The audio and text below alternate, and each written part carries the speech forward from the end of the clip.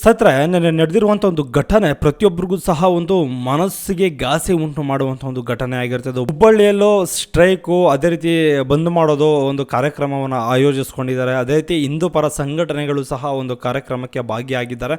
ಕಾರ್ಯಕ್ರಮ ಅಲ್ಲ, ಒಂದು ಸ್ಟ್ರೈಕ್ ಅಷ್ಟೇ, ಅದು ಅರ್ಥ ಆಯ್ತಾ? ದಯವಿಟ್ಟು ತಪ್ಪು ತಿಳ್ಕೊಳ್ಬೇಡಿ. ಕ್ಷೇತ್ರ ಮೇಯ್ನ್ ಆಗಿ ಇಂತಹ ಒಂದು ಘಟನೆಗಳು, ದುರ್ಘಟನೆಗಳು ಒಂದು 48 ಅವರ್ಸಲ್ಲಿ ಅಂದರೆ 2 ದಿನಗಳಲ್ಲಿ ಸುಮಾರು ಎಷ್ಟು ಘಟನೆಗಳು ನಡೆದಿವೆ ಗೊತ್ತಾ ನಿಮಗೆ? ಒಂದೊಂದಾಗಿ ವಿವರಿಸ್ತಾ ಹೋಗ್ತೀನಿ ನೋಡಿ.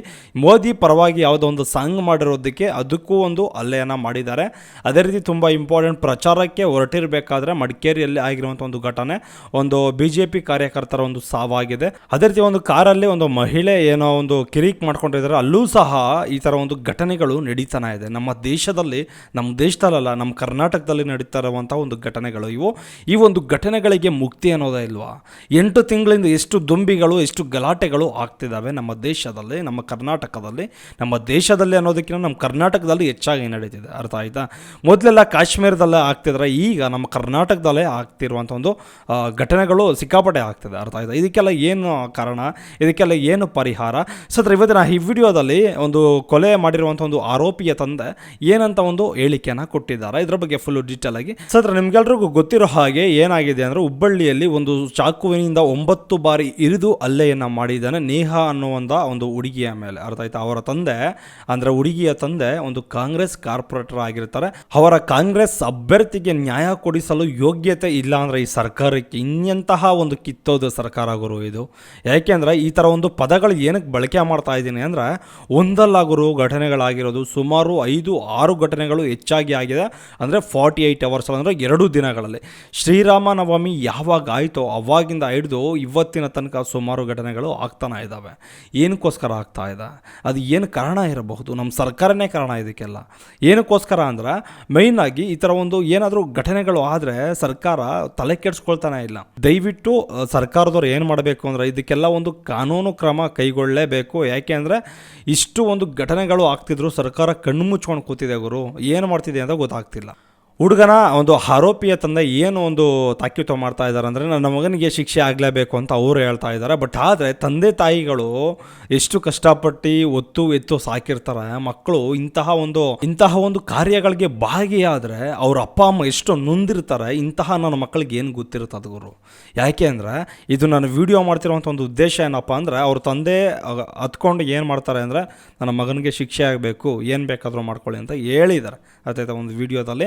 ಬಟ್ ಆದರೆ ಈ ಥರ ಎಲ್ಲ ಮಾಡೋದಕ್ಕೆ ಇಂತಹ ನನ್ನ ಮಕ್ಕಳಿಗೆ ಈ ಥರ ಒಂದು ತಲೆಗೆ ತುಂಬಿಸ್ತೋರು ಯಾರು? ಈ ಥರ ಒಂದು ವಿಷವನ್ನು ತುಂಬಿಸ್ತೋಂತಹ ವ್ಯಕ್ತಿಗಳು ಯಾರ್ಯಾರು ಇದ್ದಾರೆ? ಪಾಪ ಹುಡುಗಿಯ ತಂದೆ ಏನಂತ ಹೇಳ್ತಿದ್ದಾರೆ ಅಂದರೆ, ಅವ್ರ ಜೊತೆಲಿ ಒಂದು 4 ಜನ ಹುಡುಗರು ಇದ್ದಾರೆ, ಅವ್ರನ್ನೂ ಸಹ ಅರೆಸ್ಟ್ ಮಾಡಿಸ್ಬೇಕು ಅಂತ ಹೇಳ್ತಿದ್ದಾರೆ. ಬಟ್ ಆದರೆ ಈಗ ಕೊಲೆ ಮಾಡಿರುವಂಥ ಒಂದು ಹುಡುಗನಿಗೆ ಏನು ಶಿಕ್ಷೆ ಕೊಡ್ತಾರೆ? ಮುಂಚೆ ಎಲ್ಲ ಏನು ಮಾಡ್ತಿದ್ರು ಅಂದರೆ, ಮೇಯ್ನಾಗಿ ಒಂದು ರೇಪ್ಗಳು, ಒಂದು ಮರ್ಡರ್ಗಳಾದರೆ ಹುಡುಕ್ತಿದ್ರು, ಸರಿ ಆಯಿತು ಹುಡುಕ್ತಿದ್ರು, ಆ ಕೇಸ್ ಎಲ್ಲರೂ ಸಹ ಮರೆತೋಗ್ತಿದ್ರು. ಬಟ್ ಆದರೆ ಈ ಒಂದು ಕೇಸಲ್ಲಿ ಸಿಕ್ಕಿದ್ದಾನೆ, ಆ ಆರೋಪಿ ಸಿಕ್ಕಿದ್ದಾನೆ, ಅವನಿಗೆ ಏನು ಶಿಕ್ಷೆ ಕೊಡೋದಕ್ಕೆ ರೆಡಿ ಇದೆ ನಮ್ಮ ಸರ್ಕಾರ. ದಯವಿಟ್ಟು ಅರ್ಥ ಮಾಡ್ಕೊಳ್ಬೇಕು. ಒಂದು ಕಾಲೇಜ್ ಕ್ಯಾಂಪಸ್ಸಿನ ಒಳಗಡೆ ಒಂದು ನುಗ್ಗಿ ಹಲ್ಲೆಯನ್ನು ಮಾಡ್ತಾನೆ ಅಂದರೆ ಅವನ ಕೆಪಾಸಿಟಿ ಎಷ್ಟಿತ್ತು, ಅದೇ ರೀತಿ ಮೇಯ್ನಾಗಿ ಅಲ್ಲಿರುವಂತಹ ಒಂದು ಗೇಟನ್ನು ಯಾವ ರೀತಿ ಬಂದ, ಅದೇ ರೀತಿ ಕಾಲೇಜಿನ ಒಳಗಡೆ ಸೇಫ್ಟಿ ಇಲ್ಲ ಅಂದರೆ ಇನ್ನು ಹೊರಗಡೆ ಎಂಥ ಸೇಫ್ಟಿ ಇರ್ತದೆ? ಕಾಂಗ್ರೆಸ್ಸಿನ ಅವರ ಪಕ್ಷದ ಒಂದು ನಾಯಕರಿಗೆ ಸೇಫ್ಟಿ ಇಲ್ಲ ಅಂದರೆ, ನ್ಯಾಯ ಕೊಡಿಸೋದಕ್ಕೆ ಯೋಗ್ಯತೆ ಇಲ್ಲ ಅಂದರೆ, ನಿಮ್ಮಂಥ ಒಂದು ಜನಗಳ ಒಂದು ಯಾವ ರೀತಿ ಜನಗಳನ್ನು ಅರ್ಥ ಮಾಡ್ಕೊಳ್ತಾರೆ, ಒಂದು ನ್ಯಾಯವನ್ನು ಯಾವ ರೀತಿ ಒದಗಿಸ್ಕೊಡ್ತಾರೆ, ಇದರ ಬಗ್ಗೆ ನಾವು ದಯವಿಟ್ಟು ಗಮನಿಸಲೇಬೇಕಾಗಿರ್ತದೆ.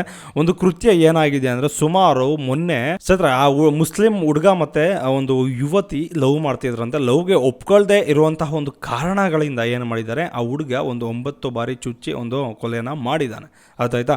ಆ ಟೈಮ್ನಲ್ಲಿ ಆಸ್ಪತ್ರೆಗೆ ದಾಖಲು ಮಾಡಿದ್ದಾರೆ. ಪಾಪ ಚಿಕಿತ್ಸೆ ಫಲಕಾರಿಯಾಗದೆ ಸಾವನ್ನಪ್ಪಿದ್ದಾಳೆ ಆ ಹುಡುಗಿ. ಆ ಯುವತಿಗೆ ದಯವಿಟ್ಟು ಆ ನೋವು ಏನು ತಿಂದಿದ್ದಾಳೋ ಆ ಒಂದು ಹುಡುಗಿ, ದಯವಿಟ್ಟು ನಿಮಗೂ ಸಹ ಬರುತ್ತೆ. ಸ್ವಲ್ಪ ಟೈಮ್ ಬರಬೇಕು ಅಷ್ಟೇ, ಇನ್ನೇನು ಆಗೋದಿಲ್ಲ.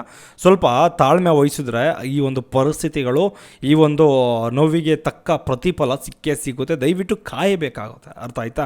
ಅದಕ್ಕೆ ನಮ್ಮ ಅಂಧ ಜನರು ಓಟು ಮಾಡೋದಕ್ಕಿಂತ ಮುಂಚೆ ಕಣ್ಣು ಮುಚ್ಕೊಂಡು ಓಟ್ ಹಾಕ್ತಾರೆ, ಅರ್ಥ ಆಯ್ತಾ? ಏನಾದರೂ ಬಿಟ್ಟಿ ಭಾಗ್ಯಗಳು, ಬಿಟ್ಟಿ ಆಸೆಗಳು ಬಂದರೆ ಏನು ಮಾಡ್ತಾರೆ, ನಮ್ಮ ಜನಗಳು ಜೊಲ್ ಸುರಿಸ್ಕೊಂಡು ಓಟ್ ಹಾಕ್ತಾರೆ, ಅರ್ಥ ಆಯ್ತಾ? ಹಿಂದೆ ಏನು ಮಾಡಿತ್ತು ನಮ್ಮ ಸರ್ಕಾರ ಯಾವ ರೀತಿ ನಮ್ಮ ದೇಶನ ಅಭಿವೃದ್ಧಿ ಮಾಡ್ತಿದೆ, ನಮಗೆ ಯಾವ ರೀತಿ ಅನುಕೂಲಗಳನ್ನ ಮಾಡಿಕೊಡ್ತಿದೆ ಅಭಿವೃದ್ಧಿ ಹೆಸರಿನಲ್ಲಿ, ಅದೇ ರೀತಿ ನಮಗೆ ಏನು ಪರ್ಸ್ನಲಾಗಿ ಹಣವನ್ನು ಕೊಡ್ತಿದ್ದಾರೋ ಅಂಥವ್ರಿಗೆ ವೋಟ್ ಆಗ್ತದೆ. ಅಭಿವೃದ್ಧಿ ಕಡೆಗೆ ಯಾರೂ ಸಹ ಬಾಗ್ತಿಲ್ಲ, ಅರ್ಥ ಆಯ್ತಾ? ಯಾಕೆ ಅಂದರೆ ಅವ್ರು ಮಾತ್ರ ಚೆನ್ನಾಗಿರಬೇಕು, ಅರ್ಥ ಆಯ್ತಾ? ಈಗ ಅವ್ರು ಮಾತ್ರ ಚೆನ್ನಾಗಿದ್ದಾರೆ, ಅರ್ಥ ಆಯ್ತಾ? ಬೀದಿಗೆ ಬಂದಿರೋರು ಯಾರು? ನಾವೇ ಬೀದಿಗೆ ಬಂದಿರೋರು. ಈ ಯಾರ ಮೇಲೆ ಒಂದು ಕೃತ್ಯಗಳನ್ನು ಎಸಗ್ತಾ ಇದ್ದಾರೆ? ಹಿಂದೂಗಳ ಮೇಲೆ ಎಸಗ್ತಾ ಇದ್ದಾರೆ. ಏನಕ್ಕೋಸ್ಕರ ನಡೀತಿದೆ? ಈ ಒಂದು ಸರ್ಕಾರನ ತಂದಿದ್ದೀವಲ್ಲ ಅದಕ್ಕೋಸ್ಕರ ನಡೀತಿದೆ. ದಯವಿಟ್ಟು ಈ ಒಂದು ಕೃತ್ಯಗಳು ನಡೆದ್ರೆ ಏನು ಮಾಡ್ತಾರೆ, ಮುಲಾಜಲ್ದೆ ಸಾಯಿಸೇಬಿಡಿ, ಇವರು ಸಾಯಿಸ್ಬಿಡ್ಬೇಕು, ಅರ್ಥ ಆಯ್ತಾ? ಅದೇನಾದರೂ ಆಗಲಿ, ನೆಕ್ಸ್ಟು ಮುಂದೆ ಕೇಸ್ ಆದರೆ FIR ಆದರೂ ನೋಡ್ಕೊಳ್ಬೋದು. ಈ ಥರ ಒಂದು ಕೃತ್ಯಗಳು ಏನಾದರೂ ಮಾಡೋದಕ್ಕೆ ಬಂದರೆ ದಯವಿಟ್ಟು ಏನಾದರೂ ಕತ್ತೋಗಿತ್ತೋ ಹಾಕಿ ಸೀಳ್ಬಿಡ್ಬೇಕು. ಮುಂದೆನ ಒಂದು FIR ಕೇಸೋ ಏನೋ ಮುಂದೆ ನೋಡ್ಕೊಳ್ಬೋದು, ಅರ್ಥ ಆಯ್ತಾ? ಯಾಕೆ ಅಂದರೆ ಈ ಥರ ಒಂದು ಪ್ರಾಬ್ಲಮ್ಗಳು ಒಂದಲ್ಲ ಗುರು, ಎರಡಲ್ಲ, 48 ಅವರ್ಸಲ್ಲಿ ಒಂದು 5ರಿಂದ 6 ಒಂದು ಅಪಘಾತಗಳಾಗಿದೆ, ಅಂದರೆ ಒಂದು ಘಟನೆಗಳಾಗಿದೆ, ಅರ್ಥ ಆಯ್ತಾ? ಈ ಥರ ಒಂದು ಘಟನೆಗಳಿಗೆ ಕಾರಣಗಳು ಯಾರು?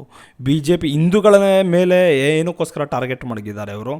ಇದಕ್ಕೆಲ್ಲ ಒಂದು ಕಾರಣ ಸರ್ಕಾರನೇ, ಅರ್ಥ ಆಯ್ತಾ? ಯಾಕೆ ಅಂದರೆ ಅವರು ಬಂದಾಗಿಂದ ಬರೀ ದೊಂಬಿಗಳು, ಗಲಾಟೆಗಳು, ಏನಾದರೂ ಒಂದು ಕಿತಾಪತಿ ಕೆಲಸಗಳು ಮಾಡ್ತಾನೆ ಇದ್ದಾರೆ. ದಯವಿಟ್ಟು ಇರಲಿ, ಈ ಒಂದು ಚುನಾವಣೆಯಲ್ಲಿ ತಕ್ಕ ಪ್ರತಿಫಲವನ್ನು, ತಕ್ಕ ಪಾಠವನ್ನು ಕಲಿಸ್ಬೇಕು, ಒಂದು ತಕ್ಕ ಪ್ರತಿಫಲ ಸಿಗುವಂತೆ ಮಾಡಬೇಕು ನಾವು, ಅರ್ಥ ಆಯ್ತಾ? ಮುಖ್ಯಮಂತ್ರಿಗಳು ಅದು ನಡೆದಿರುವಂಥದ್ದು ಪರ್ಸ್ನಲ್ ಅಂತೆ, ವೈಯಕ್ತಿಕ ವಿಚಾರಗಳಂತೆ. ಗೃಹ ಮಂತ್ರಿಗಳು ಹೇಳ್ತಾರೆ ಒಂದು ಯಾವುದು ಲವ್ ಜಿಹಾದ್ ಅಲ್ಲ, ಏನೂ ಅಲ್ಲ, ಇದು ಬರೀ ಅವರವರ ವೈಯಕ್ತಿಕ ಅಂತ ಅವರು ಸಹ ಹೇಳಿದ್ದಾರೆ.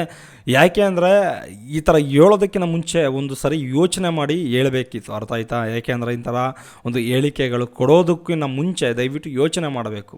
ನಿಮ್ಮ ಮನೆಗಳಿಗೆ ಈ ಥರ ಒಂದು ಪರಿಸ್ಥಿತಿಗಳು ಬಂದಿದ್ದರೆ ಏನು ಮಾಡ್ತಿದ್ರೆ? ಏಕೆಂದರೆ ಈ ಥರ ಒಂದು ಪರಿಸ್ಥಿತಿಗಳು ಸುಮಾರು ಜನ ಫೇಸ್ ಮಾಡಿದ್ದಾರೆ.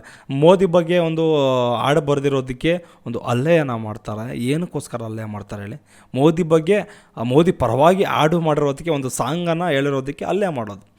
ಎಂತಹ ಒಂದು ಕಾನೂನು ಒಂದು ಇಳಿದೋಗಿದೆ ಅಂದರೆ ನಮ್ಮ ಕರ್ನಾಟಕದಲ್ಲಿ ಇದು ಕೇಳೋರು ಯಾರೂ ಇಲ್ಲ ಗುರು. ಆ ಥರ ಒಂದು ಪರಿಸ್ಥಿತಿನ ನಾವೇ ಕ್ರಿಯೇಟ್ ಮಾಡ್ಕೊಂಡಿರೋದು. ಯಾಕೆ ಅಂದರೆ ಮತ ಹಾಕಬೇಕಾದ್ರೆ ಜೊಲ್ಸುರ್ಸ್ಕೊಂಡು ಮತ ಹಾಕಿದ್ದೀವಿ, ಅನುಭವಿಸ್ಬೇಕಾದ್ರೆ ಕಣ್ಣೀರು ಹಾಕ್ಕೊಂಡು ಅನುಭವಿಸ್ಬೇಕು ಗುರು, ಅಷ್ಟೇ, ಇನ್ನೇನು ಇಲ್ಲ ಇದರಲ್ಲಿ. ಸದ್ರ ಇದೇ ರೀತಿ ಯಾವುದಾದ್ರು ಅಪ್ಡೇಟಿಂಗ್ ಆದಂಥ ವಿಚಾರಗಳು ನಿಮಗೆ ಬೇಕು ಅಂದರೆ ದಯವಿಟ್ಟು ನಮ್ಮ ಚಾನಲ್ಗೆ ಸಬ್ಸ್ಕ್ರೈಬ್ ಮಾಡಿಕೊಂಡು ಹಾಗೆ ಬೆಲ್ ಐಕಾನ್ ಬಟನ್ ಮೇಲೆ ಕ್ಲಿಕ್ ಮಾಡಿ. ಅದೇ ರೀತಿ ಏನಾದರೂ ಇನ್ಫಾರ್ಮೇಷನ್ಸ್ಗಳು ನಿಮಗೆ ಬೇಕು ಅಂದರೆ ಕಮೆಂಟ್ ಮಾಡಿದ್ರೆ ಅದರ ಬಗ್ಗೆ ನಾನು ತಿಳಿಸ್ಕೊಳೋಂಥ ಒಂದು ಪ್ರಯತ್ನ ಮಾಡ್ತೀನಿ.